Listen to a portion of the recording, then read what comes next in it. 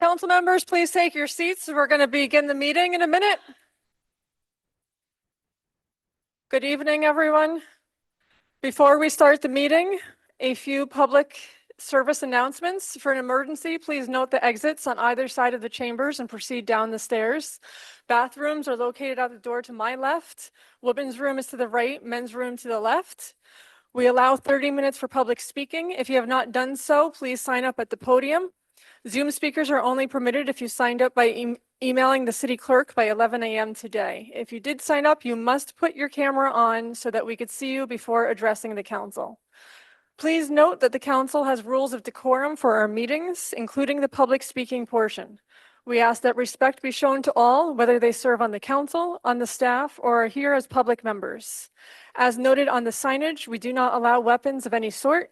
Signs mounted on wood, metal, or similar material, or signs larger than 19 by 24. Also, please, I saw people holding the signs up. Don't hold the signs up to block the view from people behind you. This way we could guarantee that we're following open meeting law.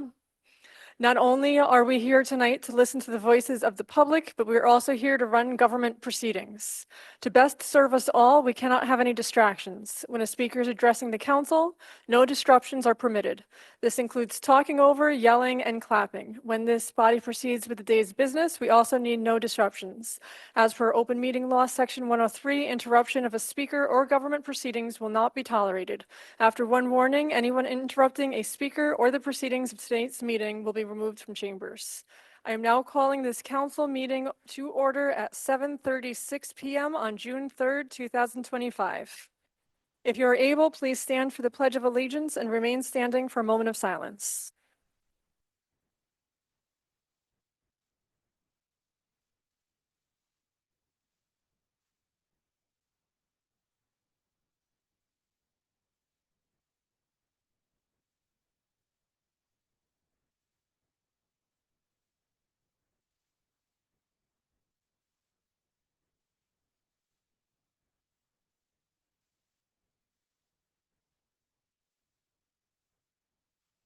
Thank you. You may be seated. May I please have roll call? Alderman Pasty. Here. Alderman Tierney. Here. Alderman Scott Childress. Alderman Edwards. Here. Alderman Mickens. Present. Alderman Dennison. Alderman Andrews. Here. Alderman Shabbat. Here. Alderman Hirsch. Here. We have a quorum. Can I have a motion to dispense? Motion.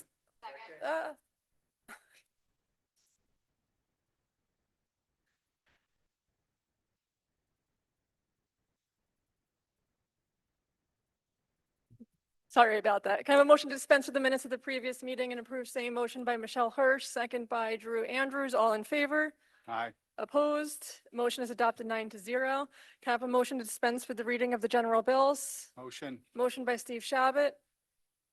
Second by Bob Dennison. All in favor? Opposed? Motion is adopted 9-0. We're now entering into the public speaking portion of the meeting. We have allotted 30 minutes for this purpose. Speakers will have 3 minutes. Please be aware that I will give a verbal 30-second warning.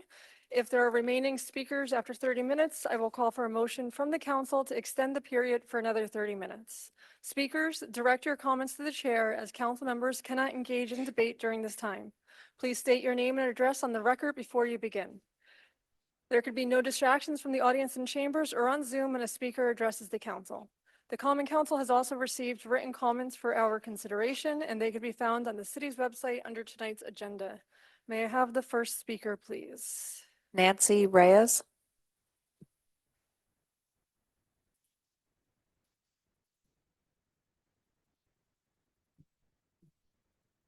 Good evening, ladies and gentlemen.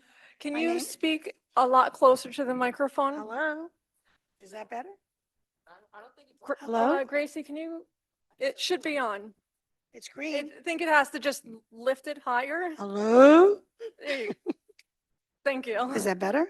Yeah, Okay. we have to talk right into the microphone. Okay, my name is Nancy Reyes. I live in Russell Street here in the city of Kingston. I'm in Ward 9 with Michelle Hirsch.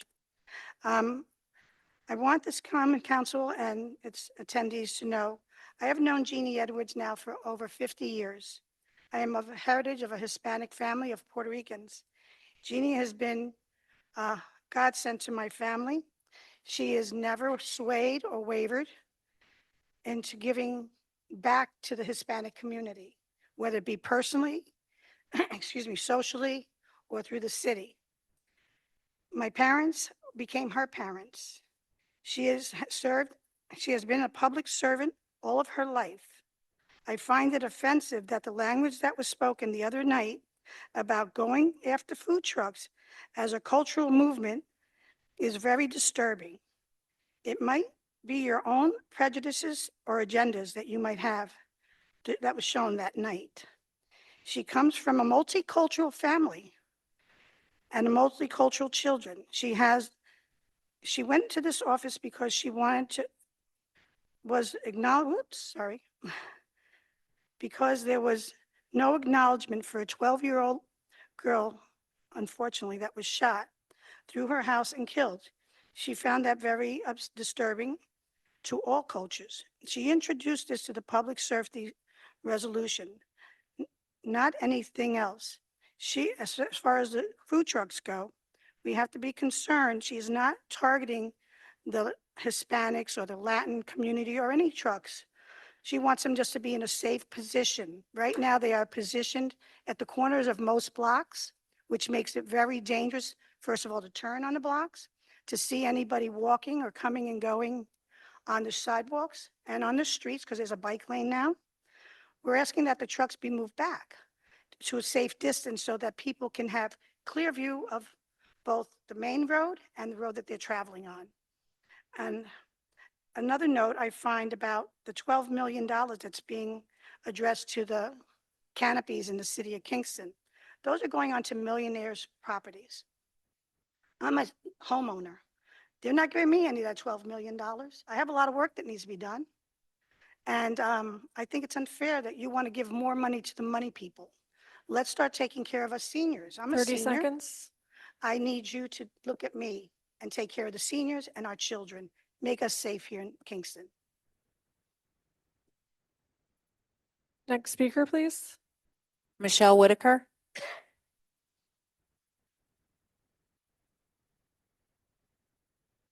Hello, Michelle Whitaker. I live at 68 Elmendorf Street, and I'm here for twofold. Being on Elmendorf Street for all of my life, I've known Jeannie for well over 20 to 25 years. So when your people are speaking about her being a racist or not available, her heart is that for her community and always has been.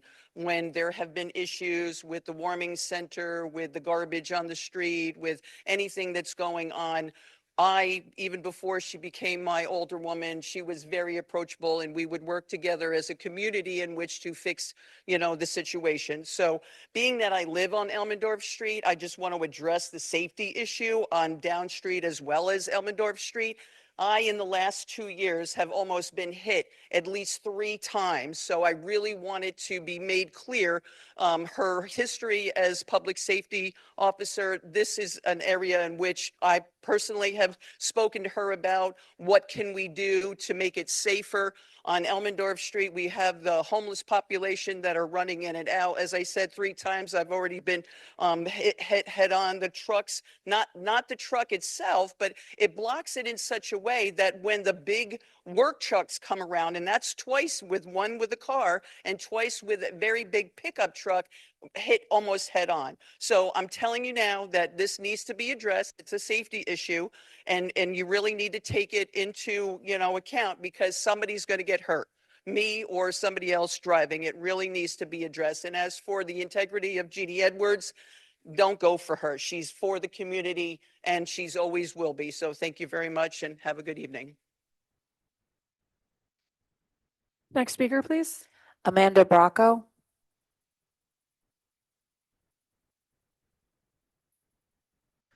Good evening. My name is Amanda Bracco. I'm resident of 25 Hudson Valley Landing.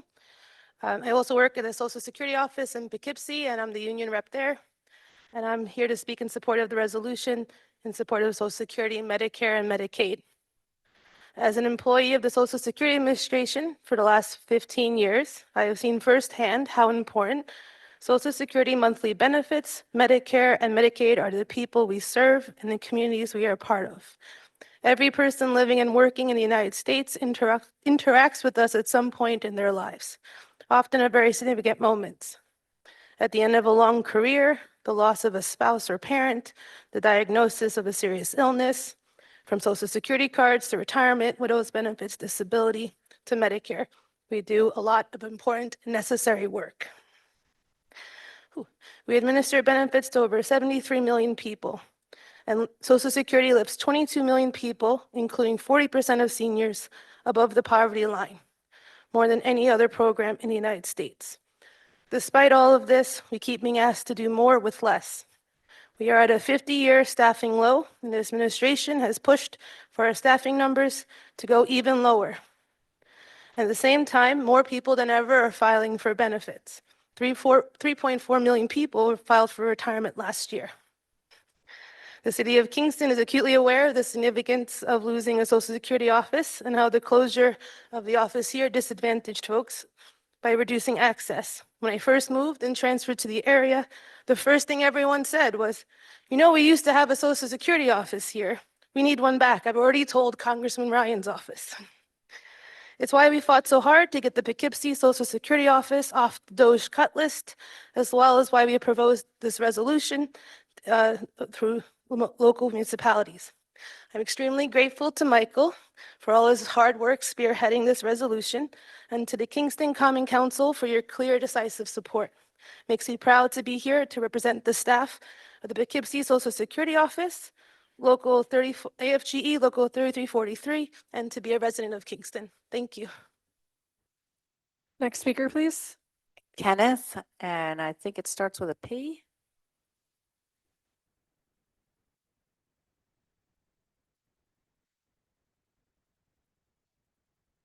All right, my name is Kenneth John. Can you talk right into the microphone, please? Oh, I'm sorry.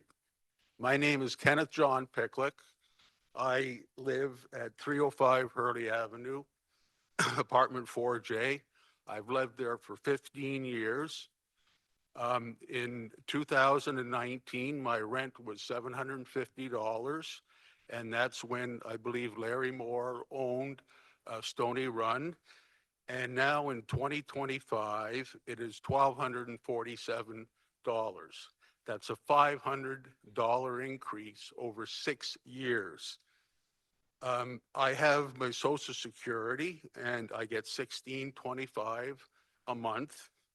My rent is $1,247 now, plus my supplemental Part B is $295. So it's basically a wash.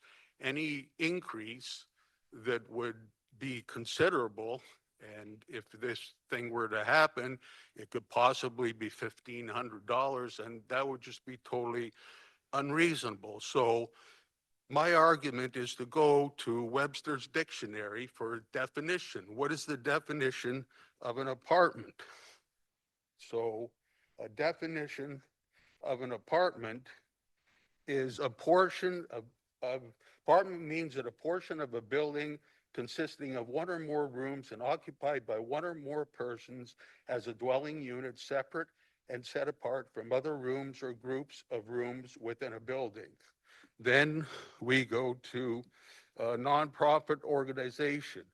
A nonprofit organization, also known as a non-business entity, nonprofit institution, not-for-profit organization, or simply a nonprofit, is a non-government legal entity organized and operated for a collective public or social benefit, as opposed to an entity that operates as a business aiming to generate a profit for its owners.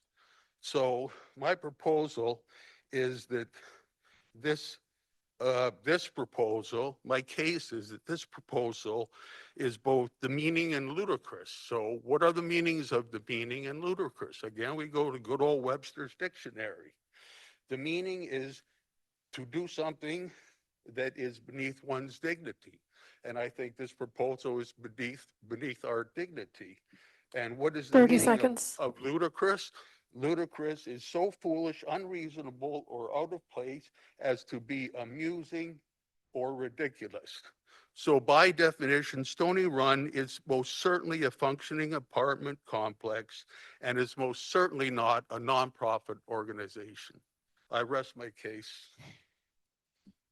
Next speaker, please. Dylan Murphy.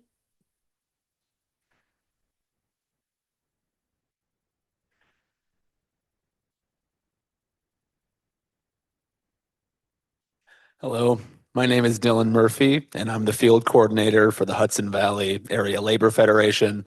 Our president, Sparrow Tobin, sends his solidarity and regards as he cannot be here this evening. And I'm here to commend the Common Council resolution against federal cuts. I am proud to stand in solidarity with our union family behind me from AFGE, IATSE, APWU, and NALC to commend the Kingston Common Council for backing a resolution that decries the dangers of the quote, big, beautiful bill. Labor is under attack, but we're not going anywhere. We fought to keep the Social Security office open in Poughkeepsie.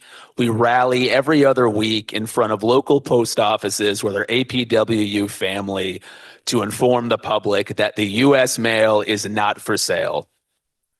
And despite our efforts, we need local elected officials to add their voices to combat the insanity coming out of Washington, D.C. If the members of the Common Council need a reminder of what we're up against, Medicaid cuts would gravely harm the American public and residents here in the city of Kingston. Opioid recovery programs would shutter, and it would cost 477,000 healthcare jobs. Medicaid covers 42% of births and 63% of nursing home residents. It is the largest healthcare provider nationwide, with 78.5 million Americans receiving benefits. Unfortunately, as we speak, it is under attack. Locally, this would hit us hard in the Hudson Valley. The 3 congressional districts that we cover would suffer immensely. In New York 19, Congressman Mike Lawler's district, 42,000 people would lose coverage. Here in Pat Ryan's district in New York 18, 47,000 would lose coverage. And in Josh Riley's district, CD 19, 65,000 people would lose coverage.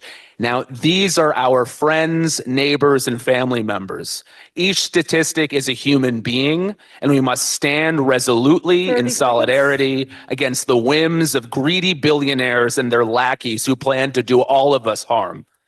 We will continue to agitate and organize. On a personal level, I would like to dedicate this to the Special Olympics athletes I used to coach and for my mom. Thank you for adding your voices and standing up for what's right. Next speaker, please. Patty Dines.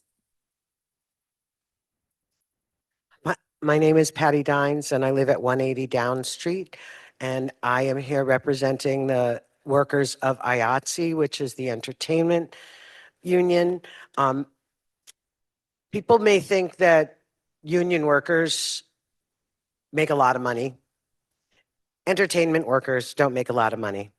A lot of our families depend on Medicaid so that their families have insurance, because we don't have enough work to offer them insurance. I turned 67 this year. I began receiving my Social Security. What a shock that out of my meager Social Security, then I'm expected additionally to give back $200 towards insuring myself and pay co-pays and pay co-insurances, all out of half of what I might make in less than a month on a film job. So I really appreciate that our council is thinking about what is really difficult for the constituents here, and that we are standing up as a community against these cuts that are far from reasonable, really incompassionate, and devastating to many families. My brother is on Medicaid, Medicare. He had a stroke. He can't work. If he's required to contribute 40 hours of community service when he can't stand for an hour at a time, what does that say about our country? It just breaks my heart that we as a country are being subjected to this kind of incredibly harsh and unreasonable thought or lack thereof. And I just want to take personal privilege to thank you for the public countdown clock. The last time I spoke in front of you, I requested it and I was very pleased to see it. So thank you, thank you, thank you.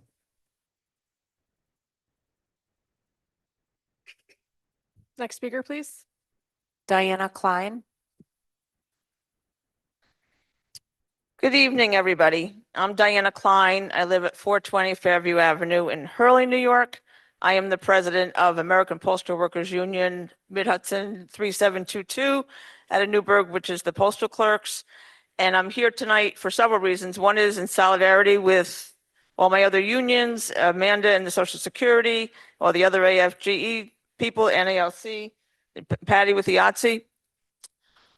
And I wanted to tell you, you guys have a proposal that you're going to support the Social Security, Medicaid, and Medicare, and that would be great.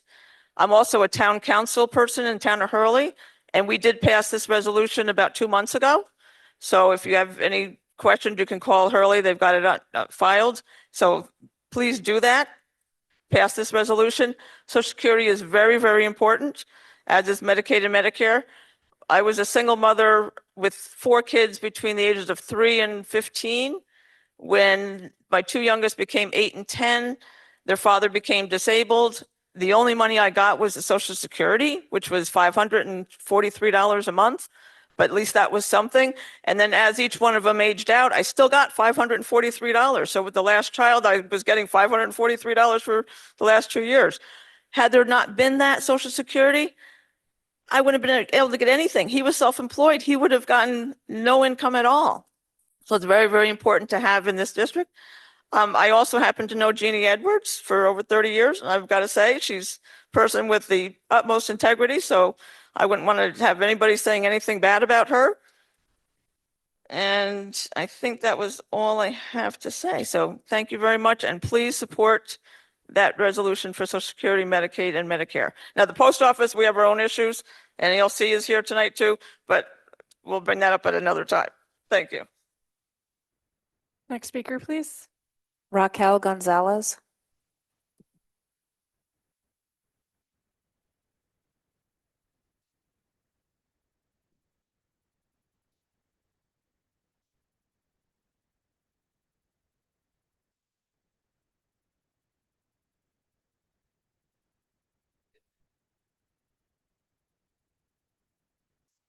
Good evening. My name is Raquel Gonzalez. I live at 305 Hurley Avenue, apartment 21B.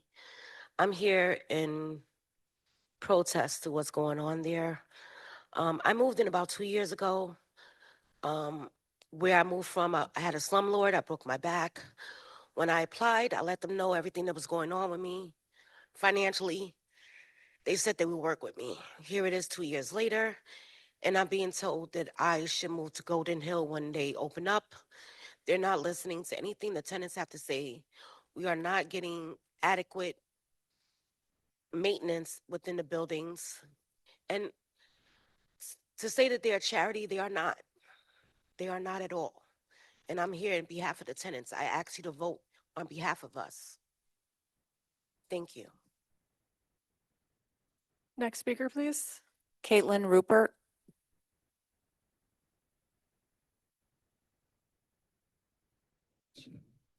Hello, my name is Caitlin Rupert. I live at 755 Broadway. All right, so I'm mostly here to talk about the vacancy survey. I and my neighbors are questioning the accuracy and the manipulation that could be present of this unnecessary new study. Since February, this is my personal actual experience because since February, we have had a vacant apartment upstairs that would have gone for $1,500 or more that has just been sitting there. And I think the only reason it's been sitting there is because they want to make it seem as if there are all these really available vacant apartments, but there aren't. Not only that, there is a building right next to us that they also own. And that one also has a vacant apartment that has been there for a very long time. And we've heard rumors that there are other buildings, same thing. And I want to say, we got together, we looked it up. We have 3 different places where these apartments could be listed, and they are not. So my question to you would be, if this vacancy study is allowed to continue, will there be any transparency? Will there be anybody checking up on this? Because I would assume that they are probably going to list all of these apartments as available, and they are not. So I would just like to know and to tell everybody that I think it would be really important to have not just the landlords self-reporting, because the self-reporting doesn't work, because then you have nobody to contradict it. I'm trying to think, I think that was all I had to say. Thank you. Next speaker, please. Howard Weiss.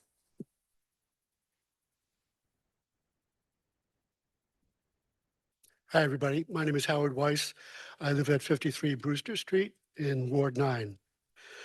I'm here because as a volunteer with For the Many's tenant hotline, I speak with people every day who are in serious, serious housing trouble, much of it caused by negligent or profit-hungry landlords.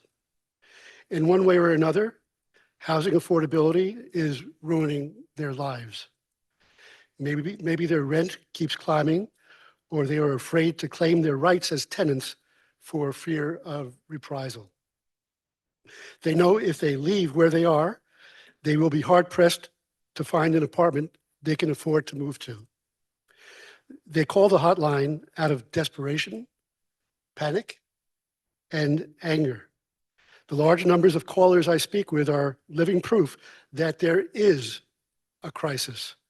And we know there are many, many more renters who don't reach out for help or have given up entirely and wind up in scary, life-altering situations. We all know people, friends or relatives, who have been adversely affected by the shortage of affordable apartments. The only reason I can think of to deregulate rent-stabilized housing and insist on another vacancy study is to make it easier for landlords to control the market and to increase their profits. This is backwards. Our primary concern should be protecting the well-being of tenants and the associated viability of our community, not the profitability of property ownership. I urge the council to pass resolutions calling on the DHCR to deny all efforts to deregulate Stony Run and to halt the totally unnecessary vacancy study in its tracks.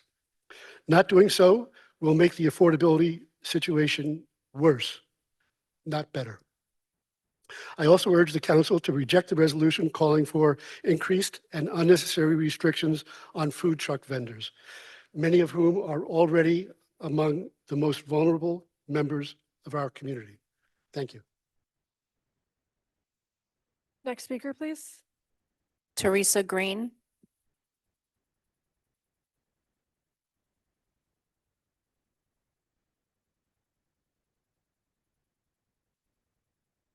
Hi, my name is Teresa Green. I live at 305 Hurley Avenue, Kingston, AKA Stony Run. I have served the community at Stony Run now for over 2 years. When ETPA was enacted, we got that information from a mailing from the city. We found out what our rights were, and we've been standing behind them. Our landlords, acre companies, have not joined with the other organization, Hudson Valley Property Owners Association, which is actually appealing the Supreme Court ruling regarding the rent reduction and just ETPA, the study and all. That makes them very vulnerable. They said a lot of promises to us. I've sat in many meetings. I facilitate the Stony Run Tenants Union. I sit on the board with the owners and management. This board was created by our mayor, and I've been serving for a year and a half. Speaking with them about all of the issues that affect the community, not what happens in people's apartments. And to date, about 90% of the things that we've brought to their attention has not been addressed. Also, as far as them promising us through many meetings, and I had a lot to write tonight, but I couldn't get to it because I was going through old meetings and audio recordings, trying to pull the points that they spoke about in the meeting, and my brain fried. And then I left my reading glasses, so I'm just shooting off some of the things that I wrote down. But I think what's important here is what is happening, how we have been bamboozled. We were told that they would follow the law if the courts decided that they had to give a rent reduction, and they didn't. And they're not a part of this association. And now that they're facing multiple treble damages, this ploy to destabilize Stony Run is corrupt. It's corrupt. I'm asking you all tonight to please vote tonight on a resolution to send your voices in a letter to DHCR to reject the 30 application seconds. for ETPA exemption for Stony Run. Stony Run is not a charity. This is a corrupt ploy to get out of the promises that they made to the people and to avert our rights. Thank you. Next speaker, please. June Newman. Hello, Common Council. My name is June Neiman. I'm a tenant organizer. I've been working with many of these tenants for the last couple years, around specifically Stony Run, but also buildings throughout the Hudson Valley, including here in Kingston. Can I just ask for a show of hands, how many tenants here are from Stony Run tonight? Okay. You can see there's a lot of people here, right? Because what they have been through is unforgivable. So just for some context, it was these tenants that won the rent reduction 3 years ago. The reason that they won this rent reduction was because rents in Kingston doubled from 2017 to 2022. And that has continued to happen, right, in a lot of the non-stabilized buildings. We won the first ever rent reduction because of how bad the crisis was and how much people were paying every single day just to survive. That has been caught up in the courts for the last couple of years. Hopefully we win. But in the meantime, tenants have seen no relief. Shortly after we won that reduction, the landlords at this complex struck a deal with the mayor to create a workforce housing program. And they promised everyone at the time that they would do this while maintaining rent stabilization rights to protect the rights that these tenants had just had fought for so hard.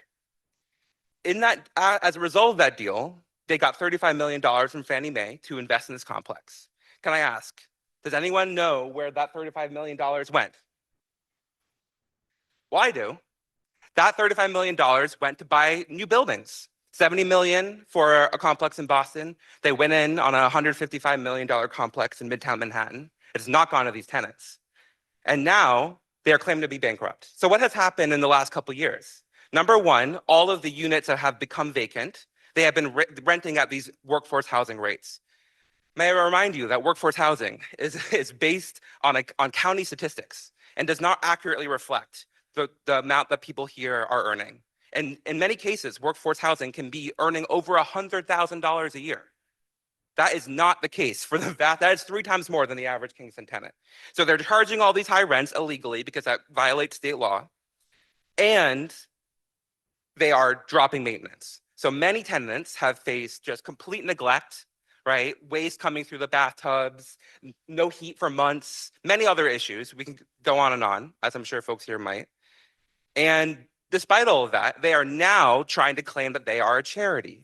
and trying to use this charitable designation to remove 30 themselves seconds. entirely from rent stabilization, including every other tenant who has lived here for however many number of years. So thank you so much, all of you, for voting on this resolution. Hopefully, it'll send a strong message to DHCR that this is unacceptable and that they must support the law and support tenants and refuse another bailout for landlords when they've already gotten one. So thank you so much for your time tonight. Council, that's been 30 minutes. Can I have a motion to extend for another 30 minutes? Motion by Michael Tierney, second by Rennie Scott Childress. All in favor? Anyone opposed? We have another 30 minutes on the clock. Can I have the next speaker, please? Sarah Sismazia.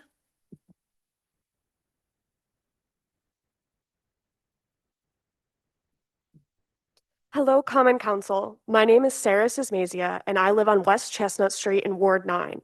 I call on you today to pass the resolution sponsored by Alderman Hirsch and Patsy, which calls on DHCR to deny the attempts to deregulate Stony Run. We need to protect and expand ETPA, not take buildings out of regulation to satisfy a greedy hedge fund manager who doesn't even live in Kingston.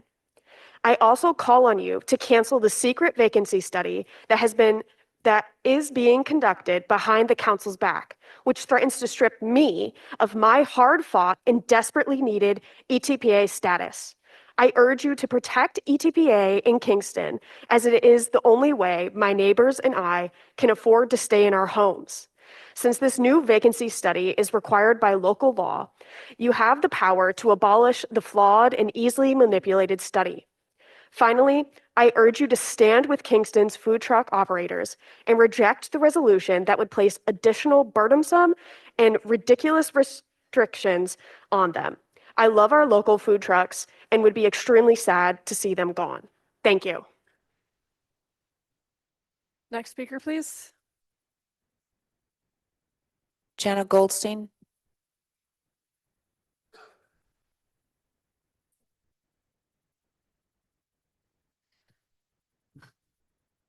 Good evening, Council. My name is Jenna Goldstein, and I am the Ulster County Organizer For the Many, and I live in Ward 3. Over the past few years, tenants in Kingston have organized, fought, and won some of the most important housing protections in the state, from good cause eviction to short-term rental regulations to rent stabilization through ETPA. These victories have kept hundreds of our neighbors in their homes, but now ETPA is under attack and we need our Common Council step up and protect it. Right now, the corporate landlords of Stony Run, Kingston's largest rent stabilized complex, are trying to exploit a loophole to deregulate the building. If they succeed, rents will skyrocket for hundreds of tenants and years of hard-fought protections will be stripped away. The council must pass the resolution introduced by Alderman Hirsch and Pasty, calling on the state to deny this outrageous deregulation attempt. I know for a fact the landlords are raising rents on tenants because they assume their request for deregulation from ETPA will be granted. That is not operating in good faith on the landlord's part. I'm at a loss to validate why our constituents and voters don't deserve the due process protections. I know that Alders Pasty and Hirsch have worked closely with tenants at Stony Run, and if they are calling for a rejection of this deregulation, I can't see why you would vote against it.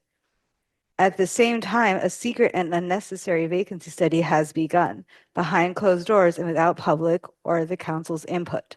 This study, manipulated by landlords, could falsely claim there's no housing emergency in Kingston. If it finds a vacancy rate above 5%, we could lose rent stabilization altogether. I know for a fact that many apartments are being warehoused in Kingston to intentionally subvert the vacancy rate at Stony Run, 753 Broadway, Parkview Terrace, 106 Maiden Lane, just to name a few. This study is not required by state law. It was mandated by local policy and it could be repealed by this council. And finally, we cannot let fear-based politics harm our immigrant neighbors who operate food trucks. A proposed resolution would impose new restrictions like fingerprinting policies that are invasive, unnecessary, and dangerous for members of our community who are just trying to make an honest living. If you are concerned about the traffic violations, there is another way to go around this. It does not involve the police.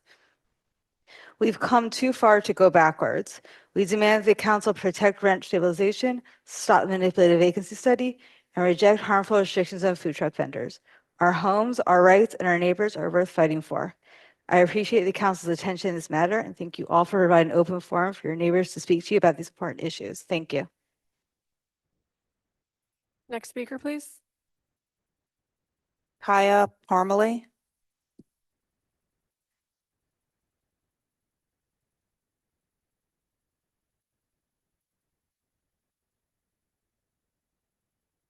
Hello, my name is Kaya Parmalee.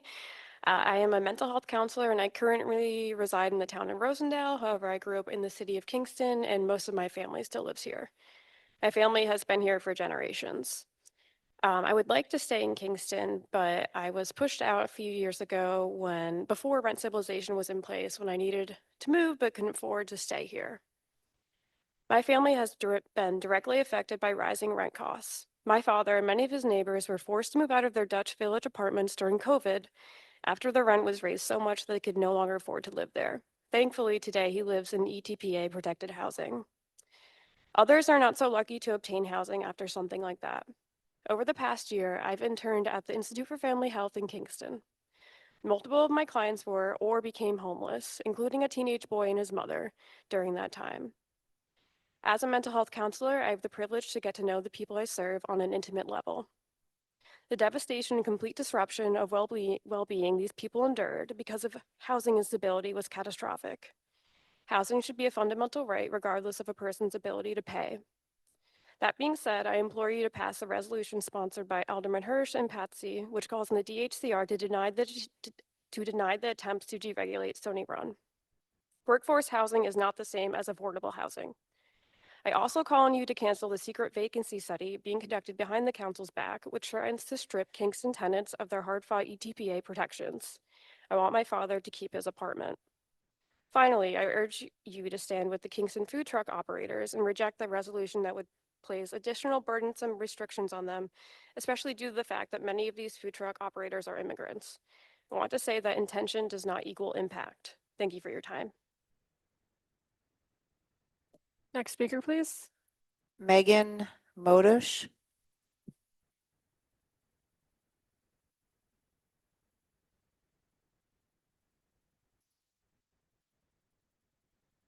Hi, my name is Megan and I live in Rosendale. I used to live in Kingston and now work as a behavior analyst in the Kingston schools. It is clear the impact the housing crisis has on children in our community. The new vacancy study is doing nothing but collecting manipulated and false data. Any objective data analysis would show that. There is not a need to spend time and resources on an endeavor that serves no one but landlords and those financially supported by landlords. It is clear that landlords want one outcome for the vacancy study. Why should the community trust a study that was started secretly, one that is not collecting valid or reliable data, and has a clear agenda? Cancel the vacancy study and deny the deregulation of Stony Run.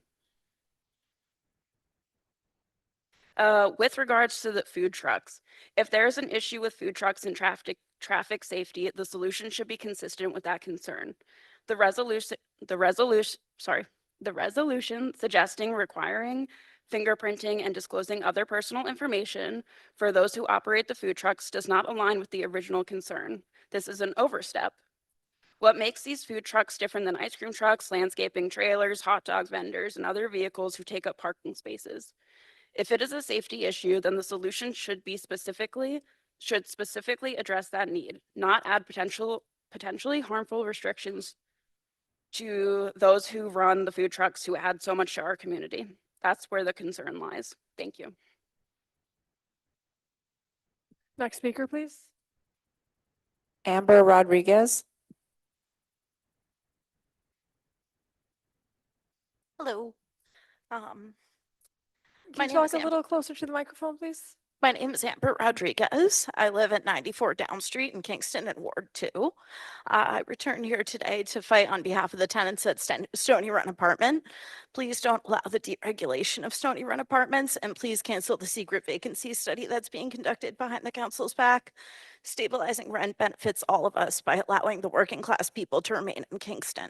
To raise the rents would only cause many in our community to be displaced. I don't know of many charities that work to exploit those they claim to protect. I believe they're called MLMs now. On a separate note, I encourage you not to add additional restrictions such as fingerprinting to our local food truck operators. Finally, please stand on the side of the people and don't make cuts to Medicaid, Medicare, and Social Security. Without these protections, many of our community would suffer in an uncaring system with companies in control of healthcare system that will continue to exploit and strangle our fellow citizens without regulation, kind of like what my voice is doing to me now. I've had friends go into debt because they were unaware of the cost of an ambulance. It's extremely important that we protect these programs and keep our community alive and well. Thank you. Next speaker, please. David Pickett.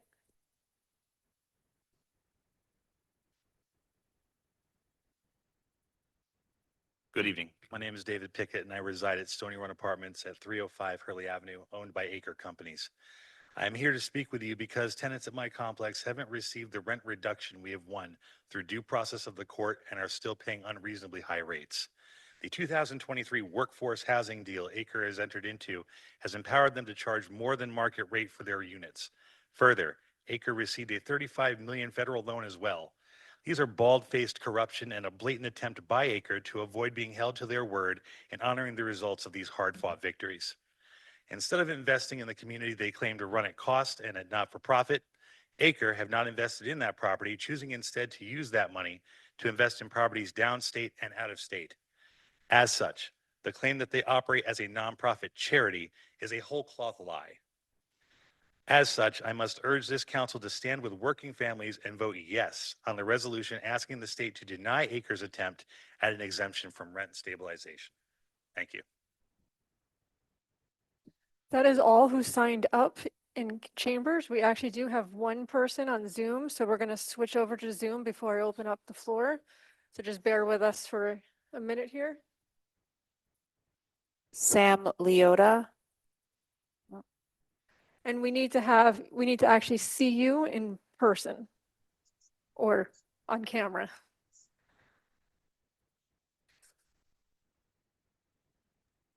I don't have the option to turn my camera on. Then we can't have you speak. Sorry. And I specifically. This is a Zoom issue. It's not a me issue. I literally. Make sure she's out. Our rules are very clear in the email that we send when you sign up. We do need to have it on camera and it has to be on your side of it because we don't have a camera into your space. I'll send an email. Thank you. So does anybody here who did not speak like to speak in chambers? Just come on up. So Amanda, and then just when you come up here, just say your name and address for the record, and then you'll have your 3 minutes. Good evening, Council. My name is Carol Soto. I live at 305 Hurley Avenue. I am the tenant representative on the Rent Guidelines Board. How I got to that position was that Acre tried to raise our rent 30%, and we went to our alderperson at that time. It is unbelievable to me that anybody could believe that a hedge fund manager who has never done a single repair that was necessary, who have tried to tell people that while their apartments were being worked on, they had to leave that apartment and sign a temporary lease for more money, that they had to be put on a list like we are for our heat. Our heat in our apartment is not working. I came home from the tropics to 43-degree temperatures with no heat in my apartment. I understand that there have been so many people that have come and testified about the conditions at Stony Run that anybody could ever believe that they are a charitable organization is just unbelievable to me. I don't understand how anybody could not stand up. And I appreciate Michelle Hirsch, your article in the Kingston Freeman. It was exactly true. We were bamboozled. We were lied to. The city council was lied to. The mayor gave us a lot of promises that we could come and complain to him if the acre did not do what they were supposed to do. We were never allowed to look at the agreement before it was signed. It was just one thing after another. So please go forward and tell the DHCR, which I will next week as well, that this is an impossible situation and it cannot go on. Thank you very much for being in support of Medicare, Medicaid, and hopefully the truck workers, because those people who do not have enough money to live in their apartments need a place to get, cheap sustenance. Thank you very much.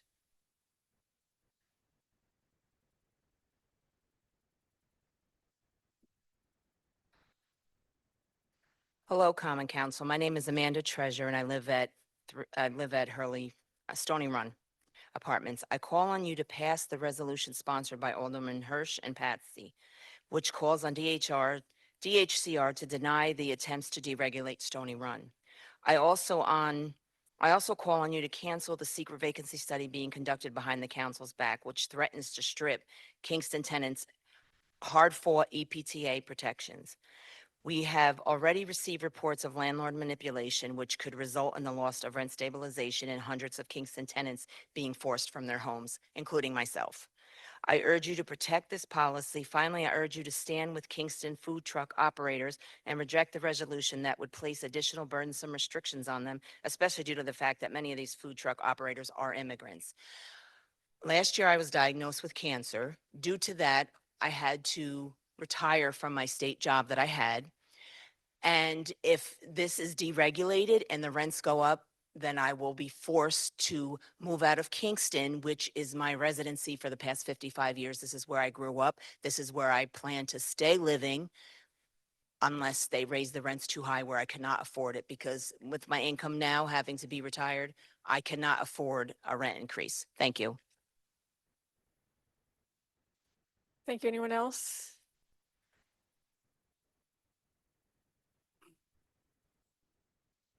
Hi, my name is Jody Stefano. I'm the president of the National Association of Letter Carriers for the Hudson Valley Merged. My local represents 1,400 letter carriers from all the way down to Mount Vernon, New Rochelle, all the way just south of Albany. I'm here on behalf to speak on to thank the council for letting us speak about the Save the Social Security resolution. This is one of many federal cuts that are being happened through the current administration that general public needs to see, and to have the city of Kingston take this on is very important. I can easily sit here and talk about the 1,400 members I represent and the services we provide. I could talk about the 26,000 city letter carriers throughout New York State. I could talk about the 250,000 city letter carriers throughout the country, or the 600,000 postal employees and the federal services we present to everybody, and the services we give every day. But it hits home a little bit harder for me, some of these federal cuts. My sister and my brother-in-law, they work every day. My sister is she's a switch technician for Frontier Communications. She's out there in every storm. She's out there providing phone services, making sure everything is up and running. My brother-in-law is up at 3 o'clock every morning on his way down to New York City as an iron worker, helping putting up the buildings in New York City. They have 2 special needs children. They do get help from the federal government through Medicaid. I have a nephew who is nonverbal, autistic. Every day when I talk to my sister, she talks about what's going to happen to her son when she's not here to help him anymore. That's what the federal government was doing to help out. These are cuts that are being made. For you guys, and I watch how attentive you guys are with every speaker here, I thank the city of Kingston for what you guys are doing with this, and I thank you for the time.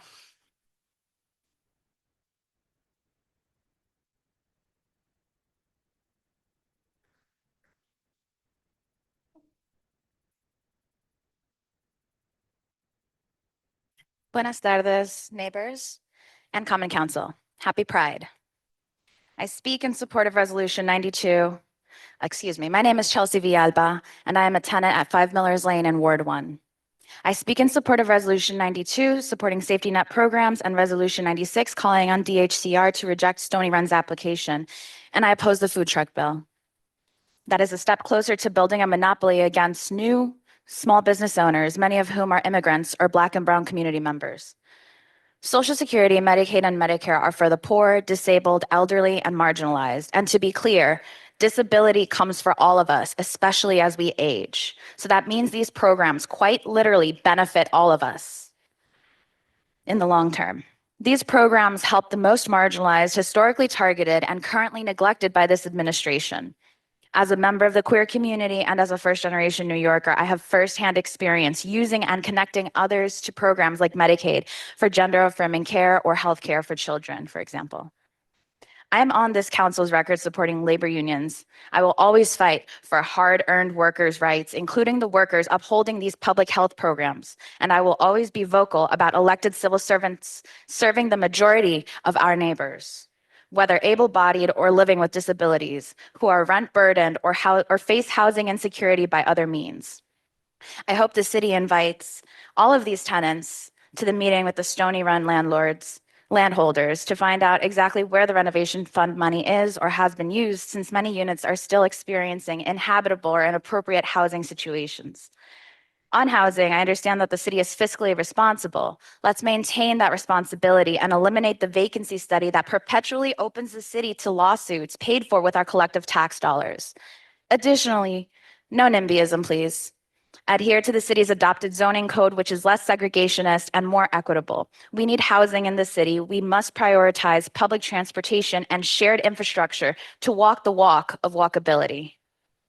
I am a social worker. Mental health is kind of my jam. Housing is basic mental and public health care. Housing is a human right. Prioritizing people staying in their homes is directly correlated to a reduction in comorbidities, crime rates, and educational success in our youngest neighbors. My heart remains with the neighbor I recently met who is a single mom and was evicted from Stony Run, and all the stories I've heard from the hardworking people who live there. 30 seconds. I support food trucks that follow existing legal restrictions. You don't need more restrictions, you need your codes enforced, and you already have avenues to do that. I am also here to speak on behalf of my neighbors on Lafayette Avenue who have years-long concerns of speeding down this street. I don't need to play politics with the public safety of my neighbors. I need solutions so no one in my ward or in the city is afraid of getting hit by a car in the middle of a crosswalk. Gracias, and remember to defend our trans folks, our immigrants, and the legacies of those lost to traffic violence like Gary White. Thank you. Is there anyone else who would like to speak who has not spoken? Seeing no one, come on up.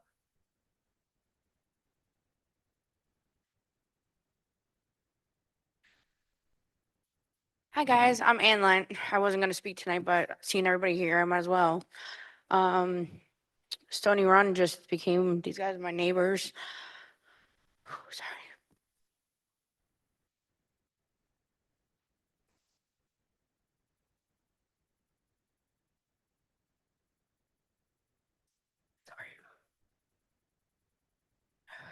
If they go through with this, our seniors, our young generation will not be able to move forward with housing.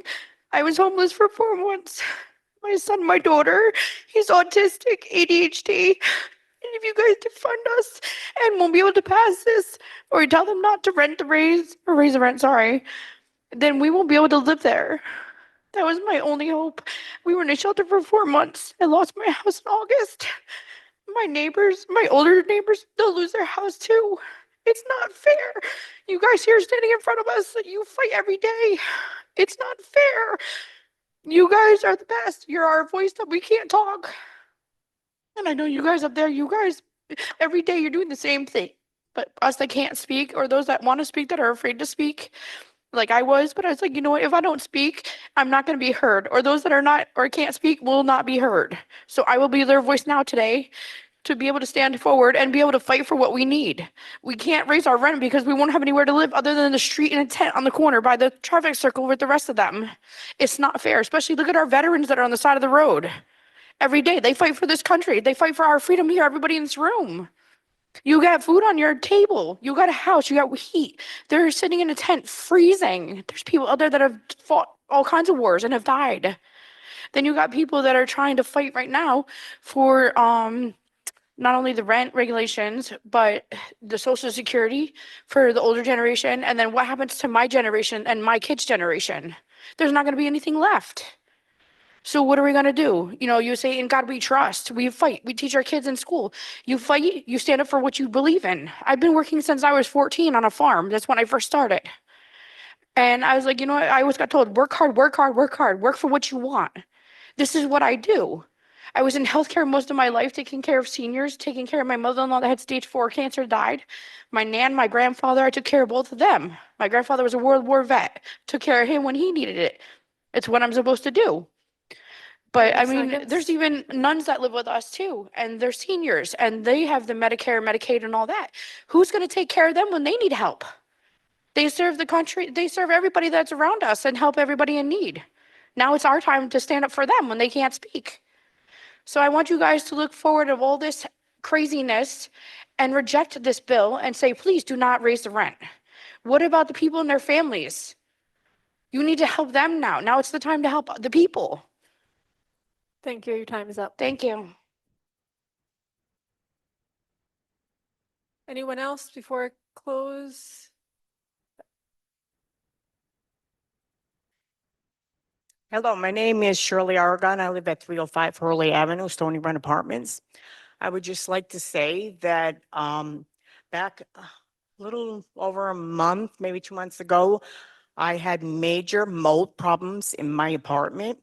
And they did not want to take up my moldy rug to put down a cheap floor after they fixed the leak in my kitchen.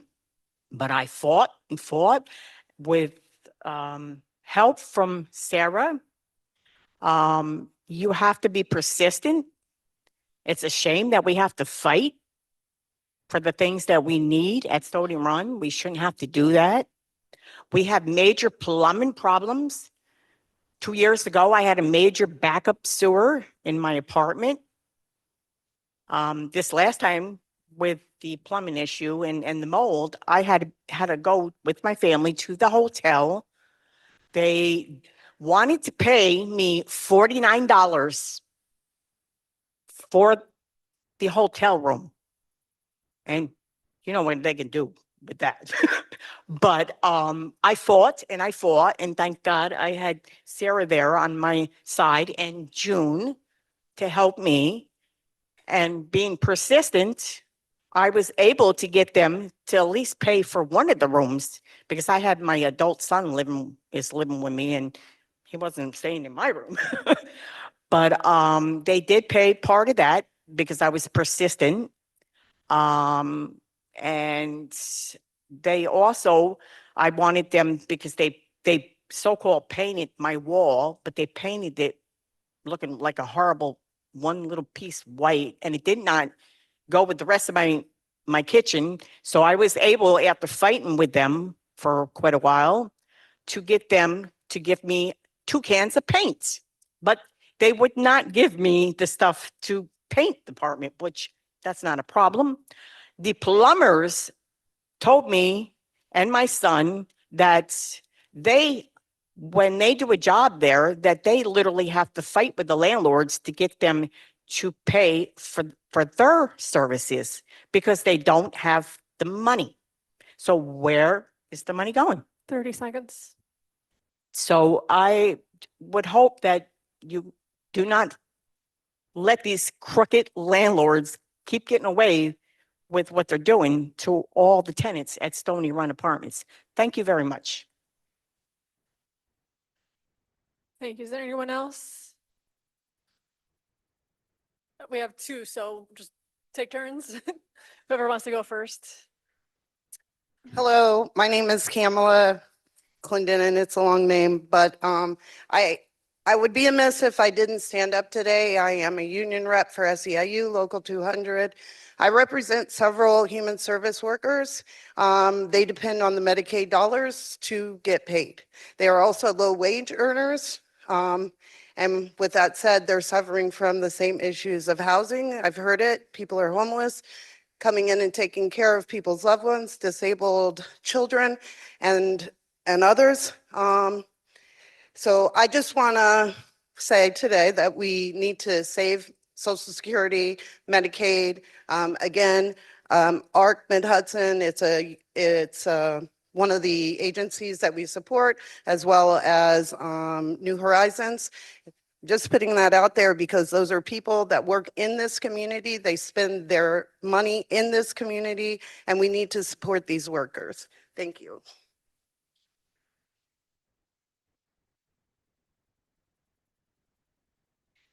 Hi, my name's Dolores Vermel. I live at 347 Washington Avenue, and thank God I got a pretty decent landlord. But I see what a lot of these people are going through with landlords, and I've had my share of landlord issues. I don't know what's going on here, but you're talking about raising people's rents. We shouldn't pay more than 30% of our income towards rent. My income is only little over $1,600 a month. So if they raise rent to $1,200, $1,300, $1,400 a month, what the heck am I going to have to buy groceries that are outrageous? Huh? Talking about taking our Medicaid away from people, our Social Security away from people. What are people going to do? What are they going to live on? Millions of people that depend on Social Security. They're talking about taking people's Social Security, taking people's Medicaid. I have a daughter with two children. She's a single mom. My 8-year-old grandson is autistic. They're taking away his extra help in school. So my question is, what is really going on in this world? What is up with all these cuts, taking people's income, stopping people from buying groceries, paying their bills, their rent? You pay rent. My daughter, her rent went up $150. She ain't even been in there for a year in her complex apartment. Sometimes she has to decide, Mom, I got to take $100 from my rent to buy groceries because I don't have money to buy groceries when I pay my rent. So what in the world does people expect these people to do? You know, you're still talking about what is minimum wage still at $7.50 an hour or something like that? Jobs really ain't paying that, I hope. But what are people going to do with this income? You can't afford to buy groceries. You can't afford to pay your health care. You take Medicaid away from us, what do we got? Nothing. You close our hospitals. Even with the health insurance companies, I can't even get on the phone to the health insurance. They tell you, go on the online. You go on online, you can't even get through to anybody. You call Social Security because you didn't get your check or for whatever reason, 30 seconds. you can't even get through to them. This is what Americans paying for? This is what everybody's busting their butts for? You guys got to help us out. You got to vote no for this bill. Think about the workers, the seniors. I have two sisters in a nursing home. What's going to happen if they take Medicaid? What's going to happen to these seniors? Thank you. Your time is up. Yeah, thank you too. That's 30 minutes, council. Is there anybody else who would like to speak? I could take a motion if there is. Otherwise, I will be closing it. All right, I will close public speaking for the evening. I'm going to make a couple changes on the agenda. We are going to start based on public speaking. We're going to move up resolutions 92 and 96. Those were the two resolutions that had the overwhelming public comments. I also do want to note, because there were a lot of comments on the food truck resolution, that there is no food truck resolution for tonight. But we are moving up resolution 92, which we'll start with, and then 96. So we now enter into claims and communications. Hearing no discussion, they'll be on file in the clerk's office. Can I get a motion to dispense with the second reading of the general bills and pay same? Motion by Rennie Scott Childress, second by Sarah Pasty. All in favor? Aye. Opposed? Motion is adopted 9-0. We're now entering into the report of committees, starting with resolution 92, 96, and we'll go back to 85. Resolution 92 of 2025. Resolution of the Common Council of the City of Kingston, New York to save neighborhood Social Security offices, Medicare, and Medicaid. On the question, Michael Tierney. Thank you, President Schott. I thought I would have a lot more resolutions to come up with what I wanted to say. But this resolution is important because so many of our community rely on Social Security, Medicaid, Medicare. We all pay into it. Those at the top, those in Washington, stop paying into Medicaid at around 6 o'clock in the morning on January 1st of each year. It is a benefit is wrong to call it. It is a right. We pay for all of it on here. And I'm sure so many more, and we've heard from so many people what Social Security means. But one of the main reasons I introduced this was because of the ongoing demonization of public employees by the fascists in Washington who continue to, that's the point, is to create doubt of the work that is done by public employees, be they mailmen, be they air traffic controllers, be they National Park Service rangers, be they postal carriers. It is, and it happens here in the city of Kingston. The elites, when they can't go after us, they go after the people who make our city function. And there is a concerted effort in this country by those at the top to hurt those at the bottom, to make sure that we have nothing left over at the end of the day, so we work and we toil to make sure that we don't demand that we get treated the way that we were meant to, because all of us all come from the same dirt, and to the dirt we will return. But we have far more in common with each other than we do from those at the top. And that is the problem with this country, and that is the problem with the capitalist society that we live in. I fully support this resolution, and I thank you all so much for supporting it with me and supporting our federal and public employees and supporting the people who these programs rely on. Thank you. Thank you. Anyone else? Alderman Rennie Scott Childress. Thank you, Madam President. I'd like to thank Michael for bringing this forward. I think this is one very small but powerful moment for us. I teach history at SUNY New Paltz, and one of the things that I'm struck with in our current struggles is that our country's been through struggles before. We've seen in the period right after World War I, the federal government started going after quote unquote Reds and used that as an excuse to really damage the sense of togetherness in the country. That should have been a powerful outcome of that war. We've seen time and time again when certain elites have taken power and have tried to amass greater power. But almost every time what we've seen is that the people at large have said that's enough. And they've gotten together, they've organized in all kinds of different ways, whether it's Woody Guthrie with his guitar or union workers in the GM plants in the 1930s sit-down strikes. Time and time again, people have organized, people have gotten together and said, we have to create not just something that's going back to the normal, but something that's even better. So what I'm hoping is that this is the beginning of something grand and glorious. I think we're going to have to do this time and time again. We're also going to have to look at making sacrifices. We know that the federal government just put Kingston on the list of towns that are welcoming and inclusive, or what they called sanctuary cities. We refuse to give up our residents. We refuse to step back if the federal government comes after them. That will take sacrifice, but I, for one, am ready for that sacrifice, and I appreciate, again, Michael starting us off with this resolution.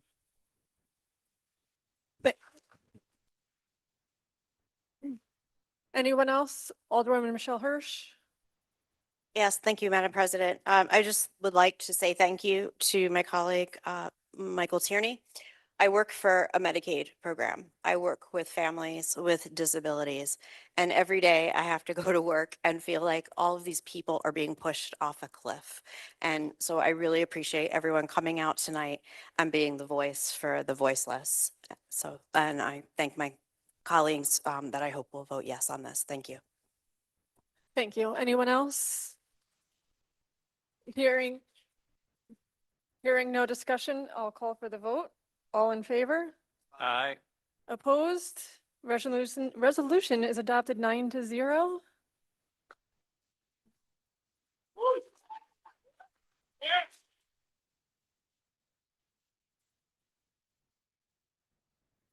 Thank you. We don't usually get applause, so that's appreciated. Thank you. Resolution 96, please. Resolution 96, excuse me, of 2025.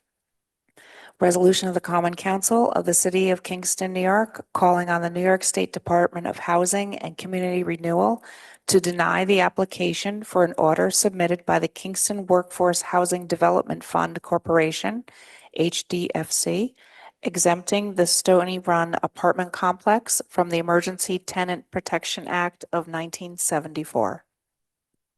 On the question, Alderwoman Sarah Pasty. Thank you, Madam President. Thank you for the opportunity to speak on behalf of this resolution. Since taking office, I have been privileged to represent my neighbors at Stony Run and to advocate for them. It has also been my privilege to introduce this resolution that will help to secure their homes to be sent to the State Department of Housing and Community Renewal. Since some of the people in attendance may not have read the resolution that is to be approved, I'm going to read some key sections out loud. Starting with, whereas the City of Kingston Resolution 144 of 2022, dated July 29th, 2022, declared a housing emergency and regulation of rents pursuant to the ETPA effective as of August 1, 2022. And whereas the City of Kingston's opting into ETPA has helped tenants in roughly 1,200 units stay in their homes and continue to afford their rent payments. Whereas many of the Stony Run tenants are seniors on fixed incomes who rely on ETPA to stay in their homes, or working families who have incomes that make current fair market rental costs unaffordable. And whereas the regulatory agreement allows each existing tenant protected by the ETPA of 1974 to retain their ETPA protections so long as the City of Kingston has a housing emergency in effect. Whereas a legislatively determined housing emergency is still in effect in the City of Kingston, and whereas attorneys for the Housing Development Fund Corporation, in their letter to New York State Division of Housing and Community Renewal, state that Stony Run is exempt from the ETPA for at least 40 years by virtue of its operation as an affordable housing project, and that the regulatory agreement requires that 100% of the residential units at Stony Run be operated as affordable housing, statements that fail to take into account the tenants that are currently protected by ETPA. Now, it is therefore resolved that the Common Council of the City of Kingston requests that the New York State Homes and Community Renewals Division of Housing and Community Renewal deny the application for exemption from the ETPA for the Stony Run property. A copy of the resolution will be sent to staff and elected leaders at the state level. I want to thank my colleagues on the Community Development and Housing Committee and my colleagues on the council here for their support of this resolution. And I also want to offer special thanks to the following people: the leaders of the Stony Run Tenants Association, Teresa Green and Austin Farrell, for their advocacy on behalf of their community and its needs; June Neiman, and before that, Jenna Goldstein, for their work on behalf of the Stony Run tenants; and finally, the tenants of Stony Run themselves, whom it has been my privilege to get to know and to help. So thank you in advance, my fellow colleagues and council members, for your support of this resolution.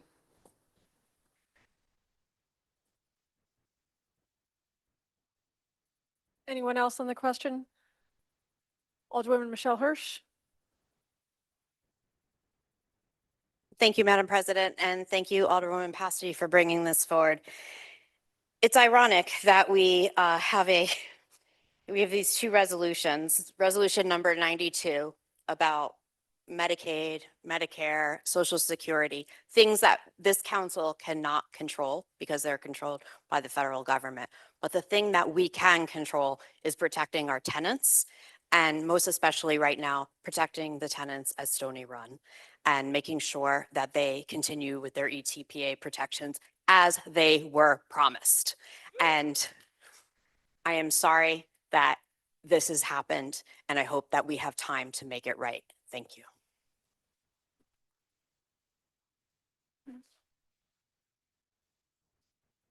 Anyone else? Alderman Bob Dennison? Thank you, Madam President. I will support this resolution. And I understand that the tenants at Stony Run have had a tough time and are not being treated right by their landlord. My only reservation is that I'm fearful that sending this message will spill over into other agreements that we've made in the city. I just want to be cautious about that. I don't think that we should approach this as a universal issue, but as a specific one-time deal. I think that clearly we should support this. Clearly the tenants need our help, and clearly the landlord has not been acting in a responsible way. So I will support it, but I'm fearful of its spillover into other areas. Thank you. Anyone else? Michael Tierney? Thank you, President Schott. Prior to serving on the council, I served in Carol's shadow as the other tenant representative to the Rent Guidelines Board. And one of the major determinants in making our decisions in those years was the testimony by the tenants of Stony Run. And they talked about the unreasonable rent increases that they suffered and endured. They talked about waste seeping up through the toilets and through the bathtubs. They talked about the lack of responsiveness from their landlords and how their property managers and owners changed hands with the cycle of the moon. And that was 3 years ago.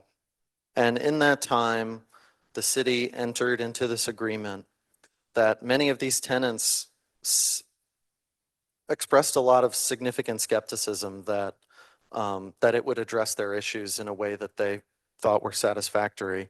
And hearing from them tonight and in the past, and hopefully in a couple weeks when the Rent Guidelines Board meets again, these issues remain unresolved.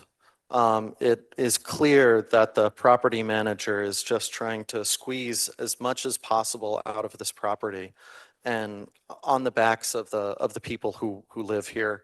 So I will be supporting this resolution, and I just want to give a enormous thank you to Alderwoman Pasty and to Alderwoman Hirsch for pushing this over the finish line, keeping it on our agenda, and making sure that all of us were aware that these issues remain unresolved. So thank you both, and thank you all.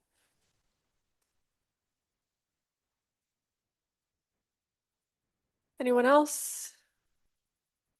Okay, before I call for the vote, I just want to clarify because a couple public speakers, even though they were in favor of this, said they wanted us to vote no. So a yes vote on this would be in support of keeping the ETPA. So without further ado, all in favor of Resolution 96? Opposed? Resolution is adopted 9-0.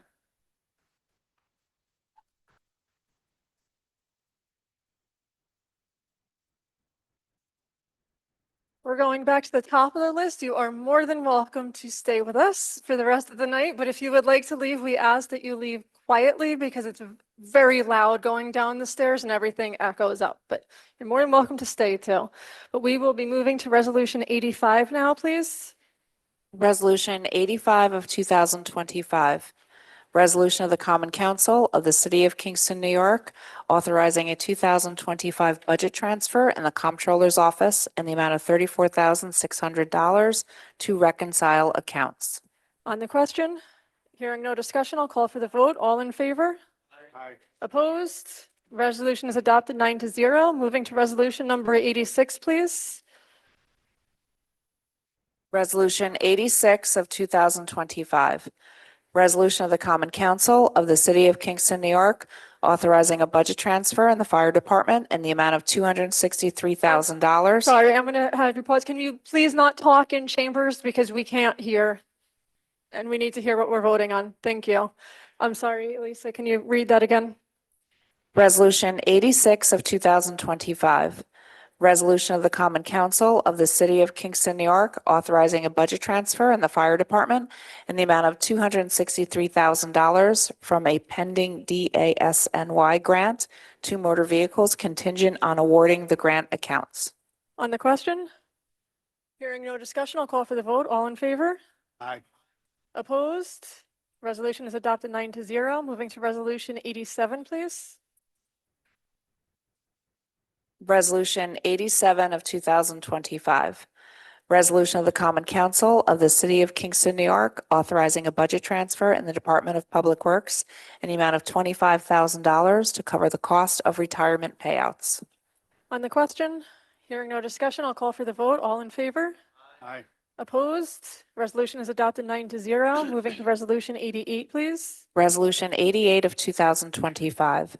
Resolution of the Common Council of the City of Kingston, New York, authorizing a budget transfer in the Department of Public Works in the amount of $65,825 to cover the cost of retirement payouts. On the question? Hearing no discussion, I'll call for the vote. All in favor? Aye. Opposed? Resolution is adopted 9-0. Moving to resolution 89, please. Resolution 89 of 2025. Resolution of the Common Council of the City of Kingston, New York, authorizing the mayor to submit an application to the New York State Department of Environmental Conservation for a Resilient New York Program grant in the amount of $2,520,000 for the Twaffskill Brook Culvert Replacement Project and to execute any and all related documents. On the question? Alderwoman Michelle Hirsch. Thank you, Madam President. I just would like to thank my colleagues for their support on this resolution. This would put in 3 new culverts down in the Wilbur neighborhood, which floods regularly when we have storms. So this would help a great deal. And so thank you. Thank you. Anyone else? Hearing no further discussion, I'll call for the vote. All in favor? Aye. Opposed? Resolution is adopted 9-0. Moving to resolution 90, please. Resolution 90 of 2025. Resolution of the Common Council of the City of Kingston, New York, authorizing the mayor to submit an application to the New York State Department of State for a local waterfront revitalization program, implementation projects grant in the amount of $1 million for the Kingston Point Beach Swimming Facilities Upgrades Project, and to execute any and all related documents. On the question? Hearing no discussion, I'll call for the vote. All in favor? Aye. Opposed?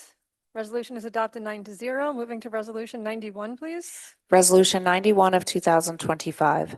Resolution of the Common Council of the City of Kingston, New York, authorizing the mayor to submit an application to the New York State Department of State for a coastal rehabilitation and resilience projects grant in the amount of up to $1.3 million for the Mariners Pump Station project and to execute any and all related documents. On the question? Hearing no discussion, I'll call for the vote. All in favor? Aye. Opposed? Resolution is adopted 9-0. Moving to resolution 93, please. Resolution 93 of 2025. Resolution of the Common Council of the City of Kingston, New York, declaring its intent to serve as lead agency and seek a coordinated review for the NY Swims Kingston Point Beach Swimming Facilities project. On the question? Hearing no discussion, I'll call for the vote. All in favor? Aye. Opposed? Resolution is adopted 9-0. Moving to resolution 94, please. Resolution 94 of 2025. Resolution of the City of Kingston Common Council in support of the New York State Assembly and Senate to pass a strong packaging reduction and recycling infrastructure act. On the Senate Bill 1464, Assembly Bill 1749. Alderman Rennie Scott Childress. Thank you, Madam President. This is all the more important given the complete abdication of our current federal administration in regard to the environment, in regard to sustainability, in regard to the future of the planet and all the people on it. I'm strongly in favor of this bill, this resolution. Thank you. Anyone else? Alderwoman Michelle Hirsch. Yes, thank you, Madam President. I am also very much in support of this bill. This is the second year that is we're trying to pass it through the legislature in Albany.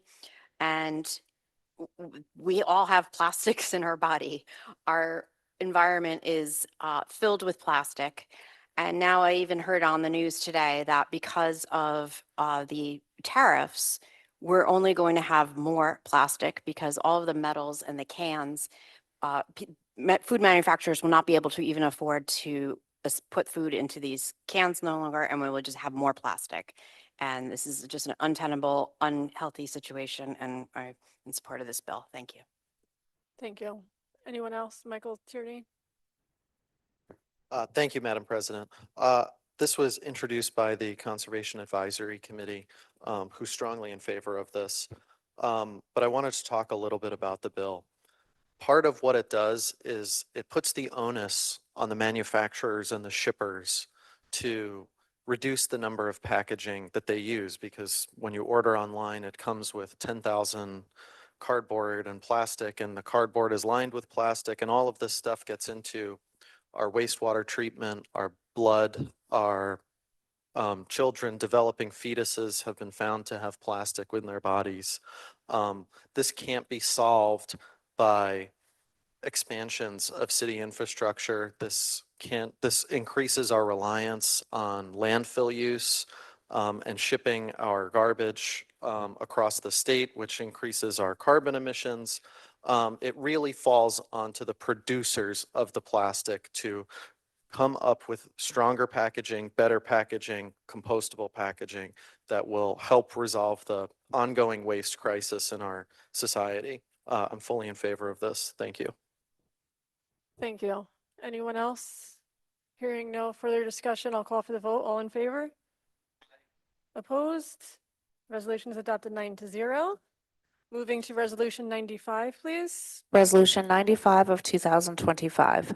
Resolution of the Common Council of the City of Kingston, New York, referring a request to rezone properties along Schwenk Drive to T5 Main Street to the City of Kingston Planning Board, Ulster County Planning Board, and the Historic Landmark Preservation Commission, and setting a public hearing schedule. On the question, Alderman Michael Tierney. I would like to make an amendment to this resolution to also include the zoning working group. So there's a motion on the floor to add the zoning working group. There's a second by Rennie Scott Childress. Any questions or comments on that motion? All in favor? Aye. Opposed? We have that amendment. Elisa, can you read it with the addition, please? Resolution 95 of 2025. Resolution of the Common Council of the City of Kingston, New York, referring a request to rezone properties along Schwenk Drive to T5 Main Street to the City of Kingston Planning Board, Ulster County Planning Board, the Historic Landmark Preservation Committee, and the Zoning Working Group, and setting a hearing schedule, a public hearing schedule.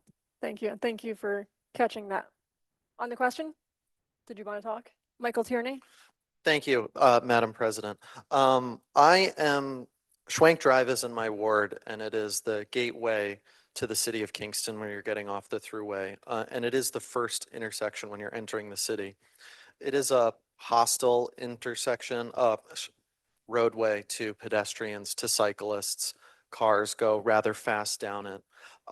I'm generally in favor of increasing the density, and we have a real opportunity to create a large number of housing units along Schwenk Drive.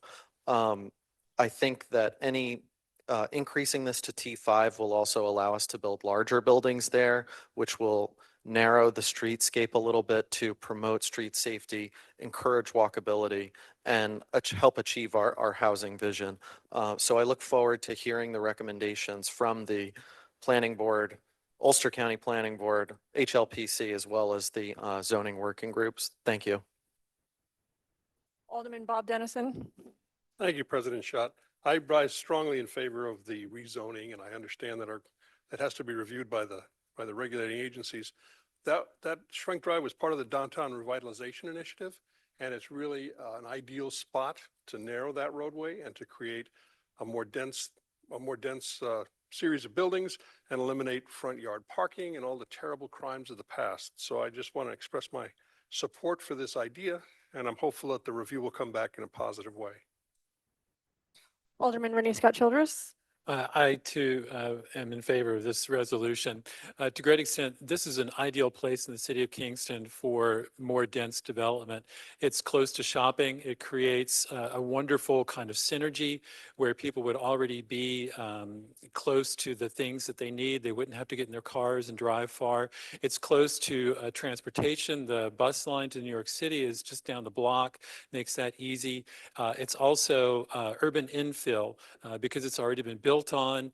We're not moving folks out of the way. We're not taking down any forests, any trees, any streams. I know that we have to go through the process of having it reviewed, and I fully support that. But I think this is just an ideal place for this transformation. Thank you. Anyone else? Hearing no further discussion, I'll call for the vote. All in favor? Opposed? Resolution is adopted 9-0. Moving to resolution 97, please. Resolution 97 of 2025, an ordinance amending an ordinance in relation to the traffic on the public streets of the city of Kingston, New York, adding handicap parking on Hone Street. On the question, hearing no discussion, I'll call for the vote. All in favor? Opposed? Resolution is adopted 9-0. Moving to resolution 98, please. Resolution 98 of 2025, an ordinance amending an ordinance in relation to the traffic on the public streets of the city of Kingston, New York, adding handicap parking on Stefan Street. On the question, hearing no discussion, I'll call for the vote. All in favor? Opposed? Resolution is adopted 9-0. Moving to resolution 99, please. Resolution 99 of 2025, an ordinance amending an ordinance in relation to the traffic on the public streets of the city of Kingston, New York, amending the code, chapter 390 VAT. On the question, hearing no discussion, I'll call for the vote. All in favor? Opposed? Resolution is adopted 9-0. Moving to resolution 100, please. Resolution 100 of 2025, resolution of the Common Council of the City of Kingston, New York, recommending adding the name Joe Fay Way to the signs on Greenkill Avenue between Prospect Street and Iwo Jima Lane, flanking the Boys and Girls Club of Ulster County Building.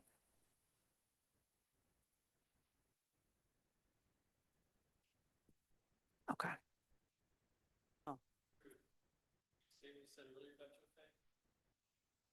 Oh, hold on for a second. It's Iwo Jima and Clinton, Yes, right? Oh, it's, we're changing the we Yeah. want to amend the language to include Iwo Jima Lane to Clinton along Green Yeah, Hill. we don't have to, because the committee report had the same thing. We don't have to make an amendment here. We'll just, I could just have that fixed. It's a great. technical error, so. Bill Clinton. Okay. Did you want to speak? Yes, Alderwoman Terrell Mayes. okay. So, Joe Fay passed from this life 6 months ago on November 14th, 2024. He was 24 years old when he started working at the Boys and Girls Club of Ulster County. 45 years later, he retired as its executive director. That tenure amounts to a lifetime of service. In 45 years, you get to see and help a lot of kids grow up. You get to see them grow through their challenges, and you get to see them succeed. Joe understood the importance of the village. He was that singular, stabilizing presence for so many, for so long. He was and remains a deeply positive influence for so many of Kingston's youth and families. In appreciation of all he gave and how long he served our community, the city of Kingston will add in his honor a commemorative naming of a portion of Greenkill Avenue between Iwo Jima Lane and Clinton Avenue, Joe Fay Way. And I'd like to say, you did good, Joe. Anyone else? Drew Andrews and then Steve Shabbat. Thank you for the reminder, Alderman Childress. In the beginning, Joe Fay, when I first moved to the area, was so supportive of my idea to bring arts and wellness to young people, opening up his space, opening up the Boys and Girls Club. The first floor was full of young people when I first started, and parents and little people, and it was beautiful. And for about a year, Joe Fay was very supportive of the work, to the point where we got so big, we had to move to another location, but Joe Fay and the Boys and Girls Club and the work that they do for our youth will live on in my memory. And he was not only generous, he was a leader, a mentor of mine. And I'm in great support of the passing of making between Iwo Jima and Clinton on Greenkill, Joe Fay Way. So yeah, I'm all for it. It's beautiful, and I hope we can all celebrate when the sign comes up together. So, Oh, there'll be a party. oh yeah, it's going to be a party. So thank you. Alderman Steve Shabbat.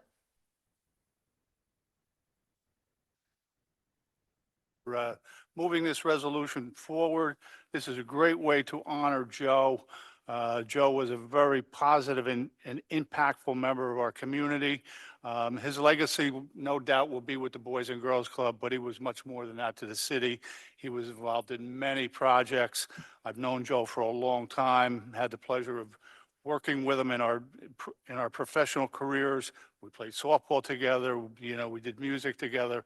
We did a lot of things together, but he was always very positive, just a very good influence on this city. And it's nice to see that recognized, and I really appreciate it. Thank you all. Anyone else on the question? Hearing no one else, I will call for the vote. All in favor? Aye. Opposed? Resolution is adopted 9-0. Moving to Resolution 101. Resolution, Resolution 101 of 2025. Resolution of the Common Council of the City of Kingston, New York, amending Resolution 200 of 2007, removing memoriam items and allowing Parks and Recreation Department to develop rules and regulations pursuant to a tree and bench donation program. On the question, hearing no discussion, I'll call for the vote. All in favor? Opposed? Resolution is adopted 9-0. Moving to Resolution 102, please. Resolution 102 of 2025. Resolution of the Common Council of the City of Kingston, New York, authorizing the adoption of a bond ordinance for the sum of $100,000 to fund construction of a sidewalk on Marilena Avenue. On the question, Alderwoman Sarah Pasty. I just want to thank my colleagues here on the council for supporting this resolution and the bond to fund construction of a sidewalk. I will tell you that since the school year is coming to a close, I have gotten calls from both my neighbors and from the school resource officer who directs traffic, complaining to me how challenging the situation has become. And when I tell them that there's the likelihood that a sidewalk will be put in, they are so happy to hear that, because this will allow students and their parents to walk on a sidewalk instead of in the street as they go to and from the school and their homes. So thank you so much for this. I think it's going to make a real difference in terms of public safety with students and their parents walking to school. So thank you very much from the residents of Marilena and from the school resource officer who has to deal with all the traffic. So thank you very much. Thank you. Anyone else? Hearing no further discussion, I'll call for the vote. All in favor? Opposed? Resolution is adopted 9-0. Moving to Resolution 103, which is a bond ordinance. So I'll ask for our long roll. Resolution 103 of 2025. A bond ordinance dated June 3rd, 2025, an ordinance authorizing the construction of approximately 400 linear feet of sidewalk on Marilena Avenue in and for the City of Kingston, Ulster County, New York, at a maximum estimated cost of $100,000 and authorizing the issuance of up to $100,000 bonds of said city to pay costs thereof.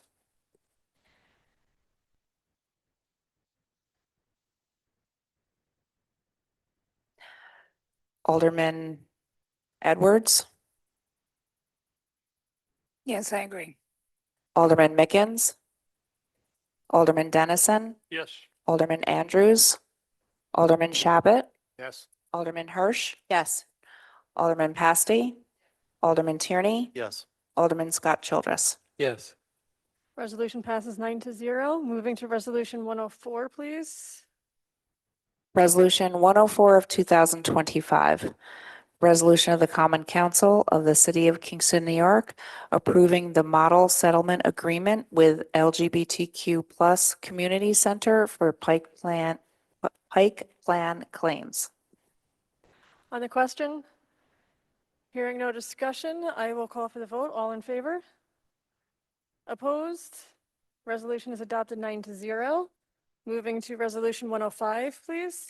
Resolution 105 of 2025. Resolution of the Common Council of the City of Kingston, New York, approving a settlement for the city to enter into a memorandum of agreement with the CSCA. On the question? Hearing no discussion, I'll call for the vote. All in favor? Opposed? Resolution is adopted 9-0. Moving to the first reading of Local Law 4, which, because it's the first reading, we will have no votes. Local Law 4 of 2025 of the Common Council of the City of Kingston, New York, amending Chapter 405 zoning, the Kingston Form-Based Code. That concludes our communications. Before we end, I would like to close in memory of Nancy Gallo, a longtime resident of Kingston. She was a graduate of the Kingston Hospital Nursing Academy in 1956.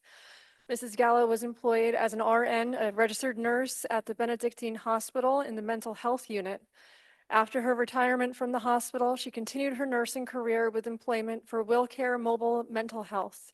And she resided in Ward 9, where Michelle and I both represented her, and had always had lovely conversations with her. And she also is well known because she's had her two sons served as mayor of the city of Kingston. So I send my condolences to Shane and the rest of the Gallo family. Is there anyone else? Alderman Rennie Scott Childress and then Drew Andrews. I'd like to close tonight's meeting in honor of Brian Blass, a longtime resident of Ward 3. Brian was born in December of 1948 in Astoria. His family moved to Tivoli, and then when he was still in school, they moved here to Kingston. He graduated from Kingston High School. He went to the State University of New York at Buffalo. He got an MA in art teaching. He then served in the Army for a while, was a substitute teacher for a little while, but then found his true calling working for the United States Post Office for many, many years until he retired several years ago. Brian was an avid collector of antiques. He and his sister Joellen bought an amazing car that they often took around to different kinds of shows, and it was always the highlight of the events that they went to. He once crafted a paper sculpture of the old Kingston City Hall, which was later presented to the late Mayor T.R. Gallo. He was an avid history buff as well, and he was also a stalwart supporter of the Catskill Mountain Railroad, where he could be found oftentimes as the train's conductor. He was a major presence in Ward 3, and he will be missed. Thank you. Drew? And then Steve.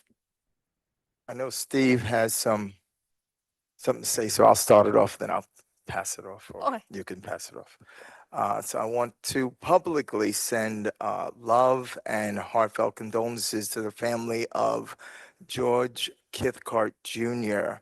I didn't know him that well, but what I did know is that Mr. Kithcart was a man of honor, service, and heart, and beloved and respected by all that met him here in Kingston.